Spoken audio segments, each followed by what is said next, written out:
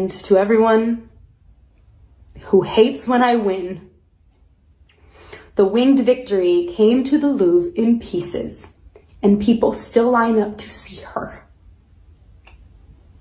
And I can only hope that despite my flaws, and despite my cracks and my breaks, and there are many of them,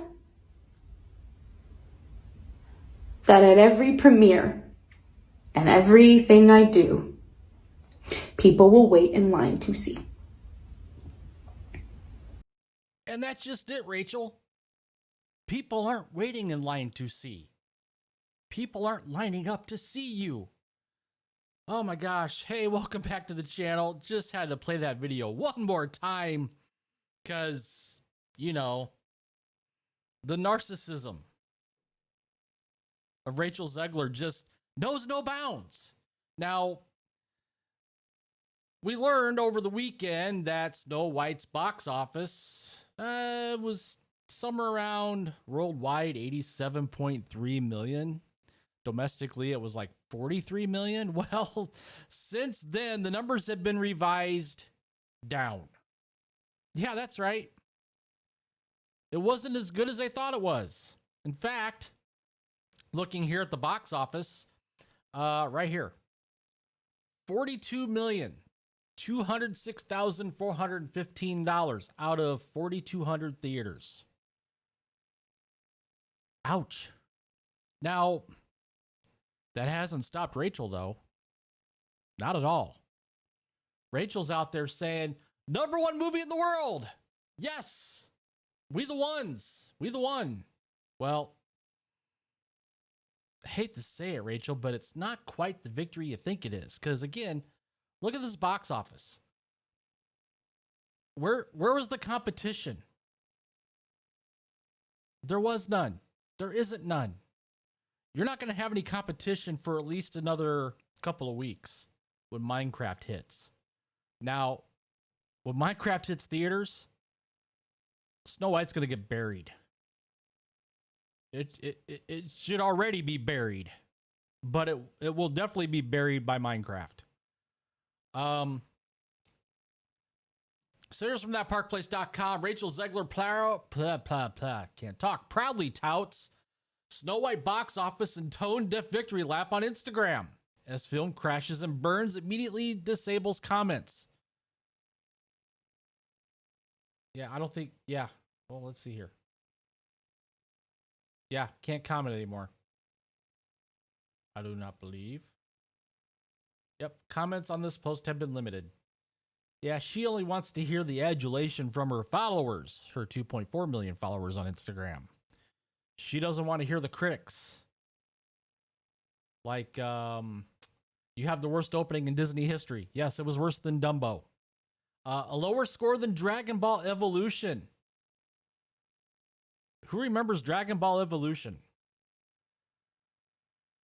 So let's dive into the article here. If there's one thing we've learned during the long and chaotic lead up to Disney's live-action Snow White, it's that Rachel Zegler has remarkable talent for making things worse. Yes. It's my opinion, which is similar to other opinions, that she might be done in Hollywood for a little while. She might end up on Broadway. Just so people can forget what she's done, what she has said. Because, you know, we all have short memories now. We don't have memories like we used to. At least. Some of us still have memories. We'll put it that way. And now, even as the dust settles from the film's shockingly weak box office debut, Rachel Zegler has reemerged not with humility or grace, but with a self-congratulatory Instagram post declaring #1 movie in the world. Yeah, she's taking victory lap. I mean, she's delusional. This movie, which still being reported at a $250 million to $270 million budget, I still maintain that it's going to be worse than that once the tax filings come out, once those numbers are released in the next probably 12 months. We're going to see the old Disney bait and switch. Report one thing, but it's actually something else. Remember Doctor Strange, Multiverse of Madness? It was reported at 200 million. The budget ended up being 400. Just saying. Snow White may have topped the box office this weekend, but it did so in the weakest release frame of the year. Yes. It had virtually no competition. Yes. And even then, the film fell below projections, underperformed just about every major Disney remake in recent memory, and became a case study on how not to launch a $250 million tentpole. Yeah, they had one job, and they botched it. But as the article points out here, I'm going to paraphrase this a little bit. This was never about making Snow White a success. This was never about honoring the 1937 animated classic, which, by the way, parents out there, if you're watching this, have your kids watch that. Have them watch the animated classic. Don't, I normally wouldn't do this, but use your own judgment. But I would suggest Snow White and the Seven Dwarfs. Just saying. So this was all about the message. Again, Disney. Not about the story, not about the character. It was about the message. And that message is intersectional feminism, being a girl boss. In some ways, communism. So, just a few things to think about. This is the same actress Disney has been shielding from the press tour for months after her barrage of viral PR disasters, including calling the 1937 original dated, that was a couple of years ago at D23, labeling the prince a stalker, again at D23, and mocking traditional fairy tale romance. And, of course, after the election, telling Trump supporters they should never know peace.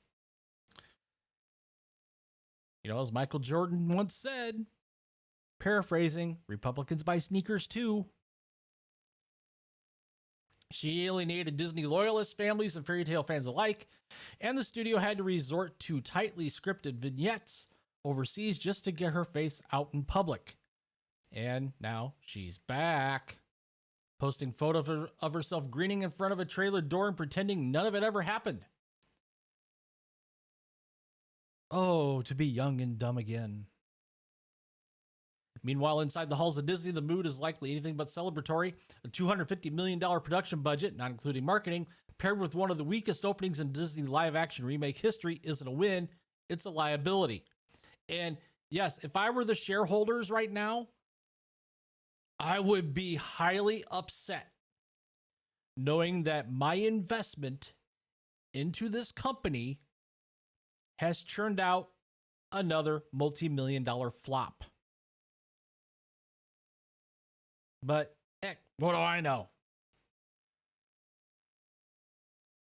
The shareholders likely aren't high-fiving. They're calculating just how deep this hole goes and whether the brand damage is repairable. It's not. I can tell you right now, the brand damage is not repairable. Not without a full house cleaning at the House of Mouse. This is not a moment for a victory lap. This is a moment for reflection, humility, and, dare we say it, silence. But Zegler's post reveals what so many have suspected all along. This was never about honoring Snow White's legacy or the legacy of Walt Disney. No, in fact, they're really tearing down the legacy of Walt Disney. I think what they're trying to do is they're trying to build the legacy of Bob Iger and make people forget the man that's created and started it all, Walt Disney himself.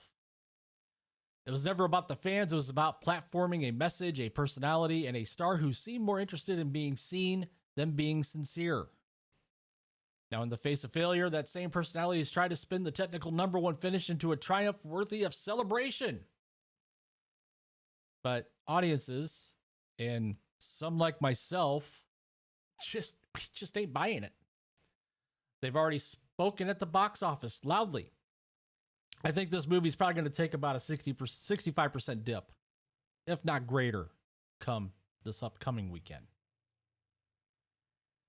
And no amount of emoji-laden Instagram posts can rewrite that reality. So that bears the question. How do you feel about Rachel Ziegler and her little post on Instagram claiming victory? I'd love to hear what you guys have to say. And as always, you can support the channel in a couple of ways. One, smash that like button. Two, subscribe, especially if you're new here. First timers, if you like what I'm doing, hit that subscribe button. Hit that notification bell so you don't miss a video. And with that, share this out there with your friends and family. And I will see you guys later.